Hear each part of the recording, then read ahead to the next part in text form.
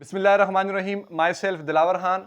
आज हम डिस्कस कर रहे हैं क्लास 9th के चैप्टर नंबर 4 का topic properties of hydrogen bonding. फिर इसी तरह से हाइड्रोजन बॉन्डिंग की डेफिनेशन हमें समझ आनी चाहिए कि हाइड्रोजन बॉन्डिंग होती क्या है। हाइड्रोजन बॉन्डिंग एक ऐसी किस्म की बॉन्डिंग जिसमें इलेक्ट्रॉन डेफिशिएंट हाइड्रोजन एटम वो इंटरेक्ट कर रहा हो, वो जुड़ रहा हो मोस्ट इलेक्ट्रोनेगेटिव एलिमेंट जैसे कि क्लोरीन, जैसे कि फ्लोरीन, ऑक्सीजन एंड नाइट्रोजन के साथ। तो उसके नतीजे में जो बांड बनता है उसको हम हाइड्रोजन बांड कहते हैं। Properties of hydrogen bond 4 points हमने बनाए हैं। सबसे पहला, hydrogen bond is stronger than dipole dipole forces. Dipole dipole forces से हाइड्रोजन बांड मजबूत होता है, मगर कमजोर होता है किससे?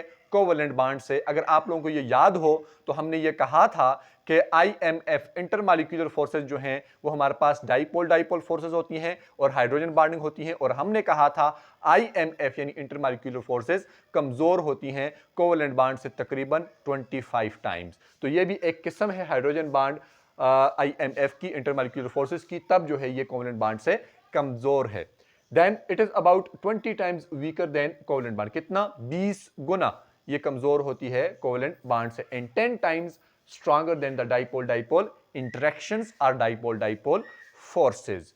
Number third point, hydrogen bond is directional. ये एक ऐसा सिंपल सा पॉइंट है। इस पॉइंट का मतलब ये है कि हाइड्रोजन बॉन्डिंग जब बनती है तो इसकी एक स्पेसिफिक ओरिएंटेशन होती है, एक स्पेसिफिक डायरेक्शन होती है, जिसके नतीजे में हाइड्रोजन बॉन्ड जो है वो बनता जाता है और एक मॉलिक्यूल जो है वो मंजर आम पर आता है। और और हमारे पास जो पार्शियल पॉजिटिव हाइड्रोजन एटम और पार्शियल नेगेटिव के दरमियान में एक स्पेसिफिक ओरिएंटेशन, एक स्पेसिफिक डायरेक्शन में एक बॉन्ड बनता है, तब हम कहते हैं कि हाइड्रोजन बॉन्ड इज डायरेक्शनल।